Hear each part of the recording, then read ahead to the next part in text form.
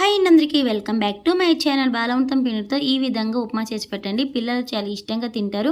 కొంతమంది పిల్లలు బాలవంతం పిండిని తినడానికి ఇష్టపడరు కదా, అటువంటి వాళ్ళకి ఈ విధంగా ఉప్మా చేసి పెట్టండి, చాలా ఇష్టంగా తింటారు. ఎలా అనేది ఇప్పుడు మనం ఈ వీడియోలో చూసేద్దాం. ముందుగా స్టవ్ ఆన్ చేసి కళాయి పెట్టేసుకొని ఆయిల్ వేసుకొని ఆయిల్ బాగా వేడైన తర్వాత ఆవాలు, శనగపప్పు, సన్నగా కట్ చేసుకున్న ఉల్లిపాయ ముక్కలు, పచ్చిమిర్చి వేసుకొని ఒక 2-3 మినిట్స్ వేగిన తర్వాత దీనిలో కరివేపాకు, కొంచెం జీడిపప్పు వేసుకొని వేయించుకోవాలండి. వేగిపోయిన తర్వాత ఇప్పుడు దీనిలోకి 1 కప్పు వరకు బాలవంతం పిండి వేసుకొని ఒక 2-3 మినిట్స్ వరకు వేయించుకోవాలి.